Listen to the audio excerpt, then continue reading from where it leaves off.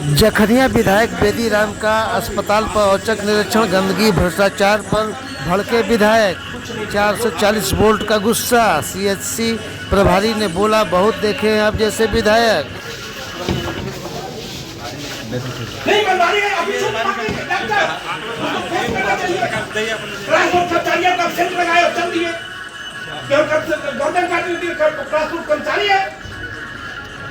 गाजीपुर के पूर्व एमएलसी बच्चा यादव, प्रखर समाज सेवी, समाजवादी, राजनीतिक व सादगी के प्रतिमूर्ति बच्चा यादव पूर्व एमएलसी ने दुनिया को कहा अलविदा। राजकीय सम्मान के साथ हुआ अंतिम संस्कार। तमाम लोगों ने दी श्रद्धांजलि।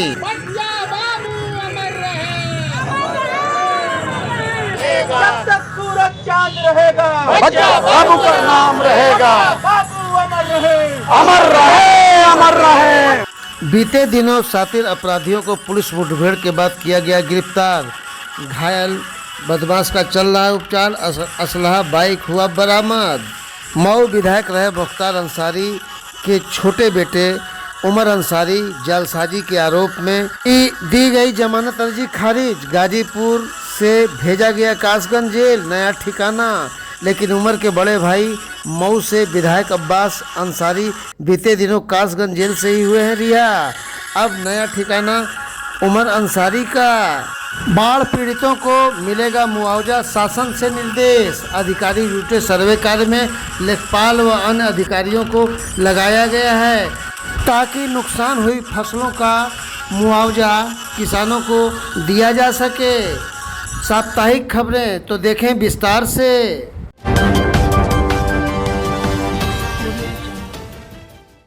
गाजीपुर जखनिया विधानसभा से विधायक बेदी राम का बीते दिन सीएचसी जखनिया में निरीक्षण के दौरान खामियों को लेकर हाई वोल्टेज ड्रामा। सीएचसी के डॉक्टर जोगेंद्र यादव ने सुभाषपा विधायक पर अभद्र भाषा का लगाया आरोप। विधायक ने बोला, अस्पताल की खामियों को मैंने डीएम और सीएमओ को अवगत करा दिया है। देखें पूरी रिपोर्ट।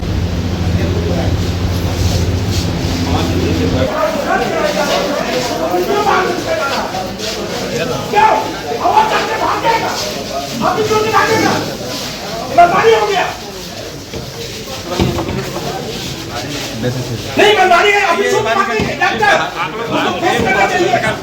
ट्रांसपोर्ट कर्मचारी का एब्सेंट लगाए और चल दिए। क्यों गर्दन काटी हुई ट्रांसपोर्ट कर्मचारी है।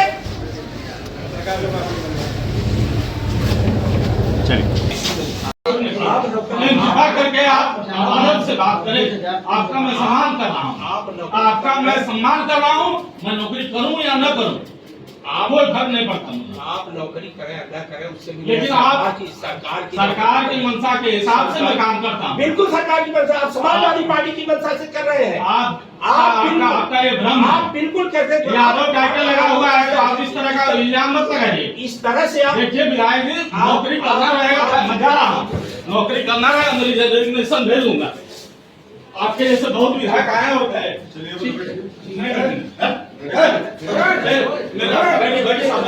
जब जखनिया में जब मैं जब मैं जखनिया में पहुंचा तो वहां पहुंचे तो सीएमएस साहब मिले।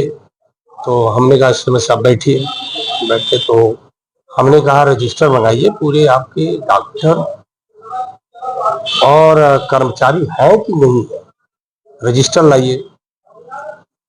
तो वो बैठे तो मेरे सामने वो वीडियो है, आप देखिएगा, उसमें दस्तखत सबका बनाने लगे, छुट्टी लगाने लगे। तो फिर किसी किसी को उन्होंने कहा बाहर गए हैं।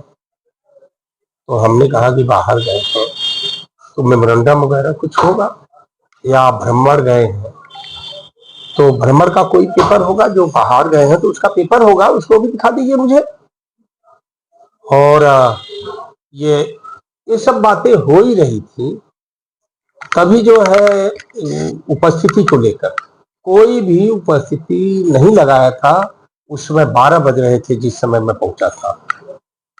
ये सब उपस्थिति को तो मैंने बताया कि ये रूलिंग है कि जब कोई भी चाहे कर्मचारी चाहे अधिकारी वो पहुंचता है तो पहले उपस्थिति अपनी दर्ज कराए प्रेजेंटेशन, उसके बाद ड्यूटी पर जाए। उसी बीच में एक बच्चा लेके आ गया कि हमको साहब बाहर से दवा लिखे हैं। उसकी बात मैंने कहा कि बाहर से क्यों लिख रहे हैं, जब शासन पूरी दवा को उपलब्ध करा रखा है हर हॉस्पिटल पे, और ये शासन चाह रहा है, सरकार चाह रही है, माननीय मुख्यमंत्री चाह रहे हैं कि हर हॉस्पिटल पे दवा और चिकित्सा फ्री गरीबों को मिले, तो बाहर से क्यों लिख रहे हैं। उस वक्त बात चली रही थी, तब तक एक और आ गए कि मैं ये चेक कराने के लिए एक्सरे था, ब्लड था, और भी चीजें थी। तो हमने कहा कि क्यों ये सब आपके यहाँ नहीं है, तो बोले कि है। तो हम कहे है तो फिर को बाहर क्यों कहा लिखा गया। उसके बाद कुछ और तमाम कई लोग आ गए, और फिर जो है एक आदमी और आ गया, बोला साहब डॉक्टर साहब अभी मुझसे 500 रुपया ले लिया। डॉक्टर साहब ने खुद लिया था? हाँ, डॉक्टर साहब खुद वहां 500 रुपया उसका उसने बाइक भी दिया है, 500 रुपया ले लिए। तो उसी पर मैं जाके करने लगा। उसके बाद हम सब कुछ यही सब बात कर रहे थे उपस्थिति के बारे में।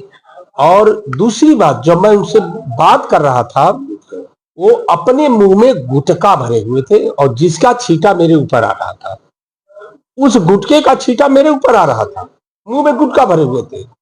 और बगल में एक बाल्टी रखी हुई थी, उसमें कचड़ा भरा हुआ।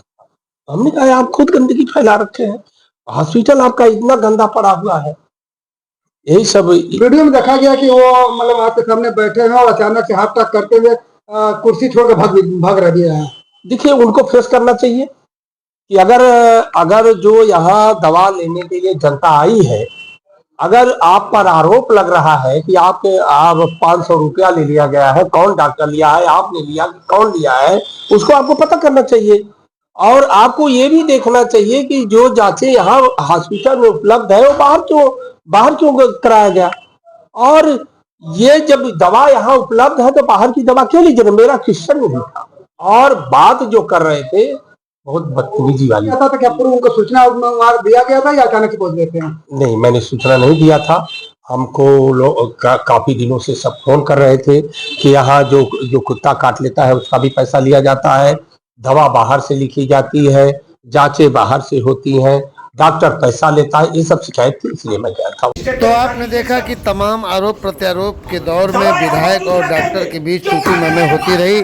अब ऐसे में जिलाधिकारी महोदय को और सीएमओ को विधायक ने अवगत कराया। आगे देखते हैं कि कार्रवाई होती है क्या।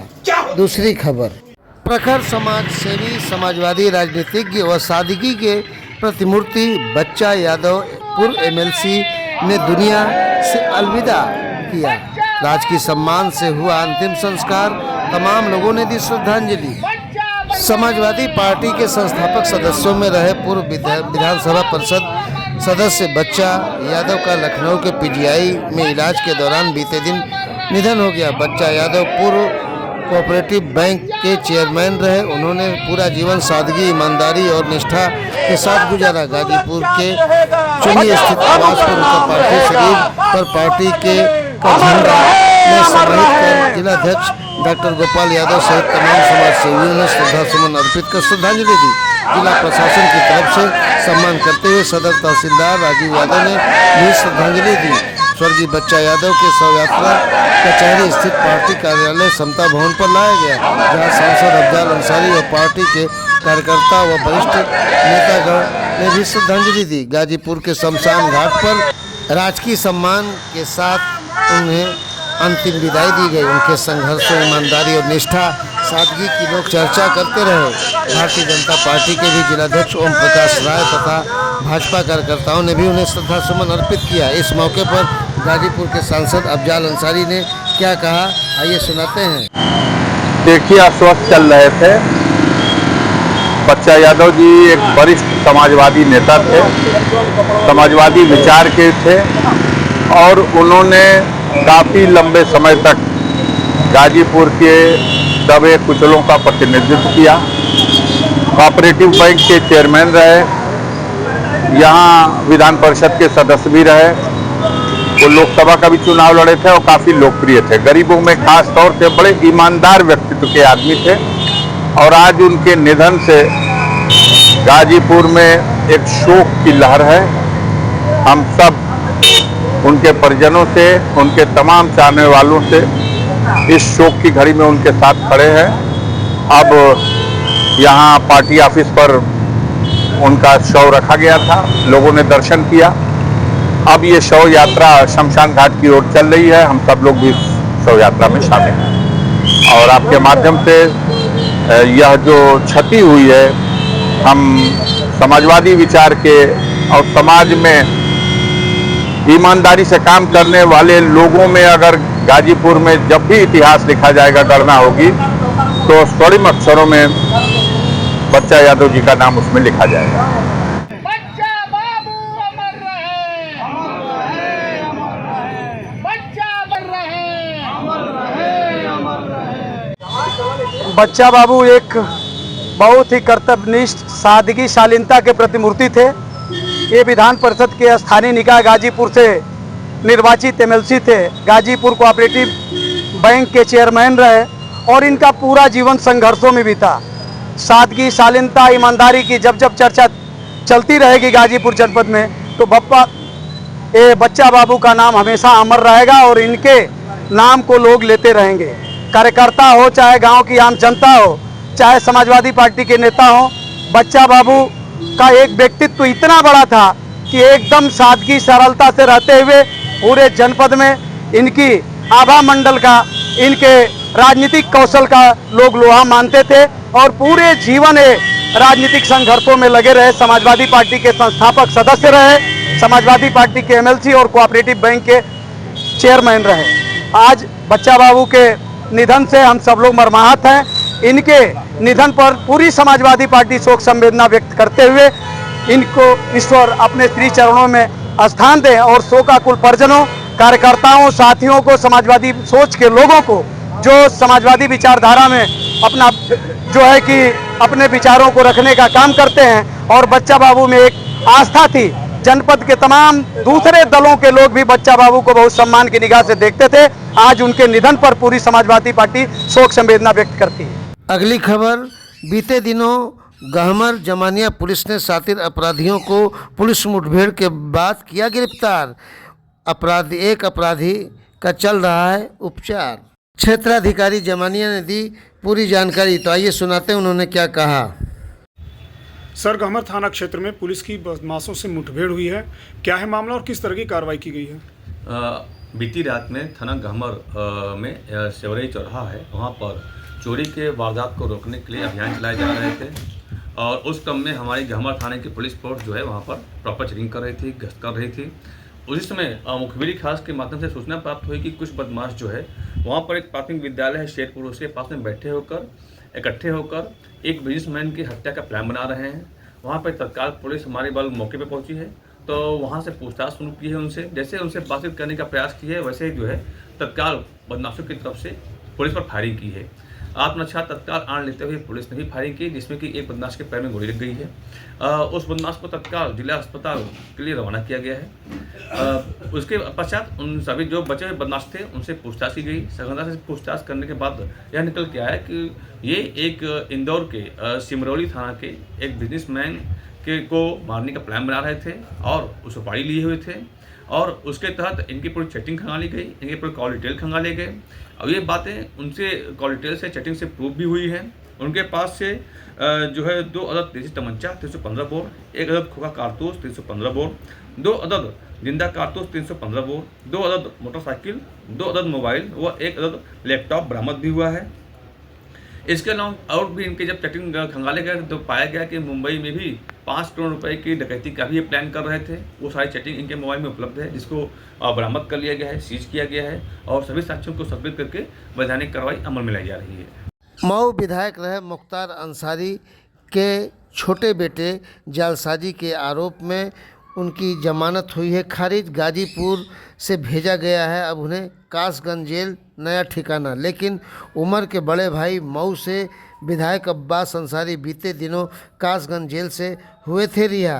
अब उसी जेल में छोटा भाई उमर अंसारी को कासगंज जेल भेजा गया है। इस पूरे मामले पर शासकीय अधिवक्ता ने क्या कहा, आइए सुनाते हैं। कृपा शंकर राय, जिला शासकीय अधिवक्ता फौजदारी, गाजीपुर। उमर अंसारी की आज जमानत अपील थी सर, तो क्या हुआ? आज जमानत प्रार्थना पत्र की सुनवाई, दुर्दांत अपराधी मुख्तार अंसारी के बेटे की सुनवाई थी। प्रकरण यह है कि बेनामी संपत्ति लूटपाट चोरी हत्या में करके जो है करोड़ों की संपत्ति अर्जित की गई थी, जिसमें माननीय जिलाधिकारी महोदय द्वारा जो है कुर्क किया गया था। वो कुर्क के माननीय न्यायालय प्रथम के द्वारा जो है पुष्ट किया गया और वो संपत्ति को प्राप्त करने के लिए उमर अंसारी ने मां का हस्ताक्षर ये लियाकत अली को जो है एक वकालतनामा पर हस्ताक्षर कराकर दिया गया कि हमारा जो है एक पक्षी हुआ है ये आदेश, उसको जो है पुनः जो है हमारा सुन लिया जाए। जब प्रकरण जो है एडीजीसी के द्वारा आया तो हस्ताक्षर जो है संदिग्ध लगा। इसका जो है प्रथम सूचना रिपोर्ट थाना मोहम्मदाबाद में दर्ज की गई और जांच में यह पाया गया कि विकास कंस्ट्रक्शन में जिसमें ये उमर अंसारी की मां का हस्ताक्षर है, वो उस हस्ताक्षर से ये हस्ताक्षर भिन्न पाया गया। आज जमानत प्रार्थना पत्र की सुनवाई थी। ये मूल्यवान दस्तावेज है और गुण दोष के आधार पर जो है दोनों पक्षों का बहस सुनने के उपरांत जो है माननीय शक्ति सिंह ने उमर अंसारी, क्योंकि ये शातिर अपराधी, इनका आपराधिक इतिहास भी है, जमानत प्रार्थना पत्र खारिज कर दिया। जांच किया गया, वो जांच विधि विज्ञान प्रयोगशाला से किया गया जिसमें हस्ताक्षर मिल नहीं खाया। धन्यवाद। गाजीपुर कोर्ट से जमानत खारिज होने के बाद बीते दिनों उमर अंसारी को अब कासगंज जेल ट्रांसफ़र कर दिया गया है। शासन के निर्देश पर यह कार्रवाई की गई है। अब नया ठिकाना उमर अंसारी, मुख्तार अंसारी के छोटे बेटे का होगा। अगली खबर, बाढ़ पीड़ितों को मिलेगा मुआवजा, शासन से निर्देश, अधिकारी जुटे सर्वे कार्य में। बाढ़ग्रस्त इलाकों में किसानों की फसलों के नुकसान को लेकर आपदा विभाग ने नुकसान का सर्वे कराना शुरू कर दिया है। इसके लिए सभी अधिकारियों को तेज़ी से काम करने के दिशा निर्देश दिए गए हैं। इसके लिए शासन ने जिम्मेदार अधिकारियों, लेखपालों सहित अन्य लोगों को काम में लगाया जा रहा है ताकि फसलों के नुकसान का आंकलन कर किसानों को मुआवजा राशि दी जा सके। शासन ने मुआवजे की जो दरें तय की हैं, जिनमें जो सिंचित क्षेत्र है 17,000 रुपये प्रति हेक्टेयर तथा असिंचित क्षेत्रों के लिए 8,500 रुपये प्रति हेक्टेयर तय किया गया है। अब तक लगभग 1,053 खेतों का सर्वे पूरा किया जा चुका है। अभी प्रक्रिया जारी है। सर्वे डेटा को कृषि निवेश पोर्टल पर भी अपलोड किया जा रहा है ताकि लोगों को मुआवजे की धनराशि का भुगतान किया जा सके और सभी कार्य पारदर्शी तरीके से हों। क्योंकि बीते दिनों में किसानों से बातचीत की गई थी, तब किसानों ने बताया था कि साल भर की मेहनत पर पानी फिर गया और खड़ी फसलें, सब्जियां, जानवरों के चारे आदि सब नष्ट हो गए थे। अब तो सरकार की मदद पर ही हम लोग निर्भर हैं, लेकिन बाढ़ के समाप्त होते ही शासन ने किसानों की सुधि ली और बाढ़ग्रस्त इलाकों में किसानों की जो फसलें बर्बाद हुई थीं उनका आकलन शुरू कर दिया है। वहीं एडीएम तथा नोडल अधिकारी आपदा अधिकारी दिनेश कुमार ने बताया कि शासन के निर्देश पर बाढ़ग्रस्त इलाकों में हुई किसानों की क्षति के मुआवजे के लिए जिम्मेदार अफसरों को लगाया गया है ताकि नुकसान का आकलन कर उन्हें मुआवजा धनराशि तत्काल पारदर्शी तरीके से वितरित किया जा सके। शासन स्तर से जो भी मुआवजा निर्धारित है उसे किसानों को दिया जाएगा। टीम न्यूज़ टुडे 24 बने रहें ऐसी ताज़ा तरीन खबरों के लिए। नमस्कार।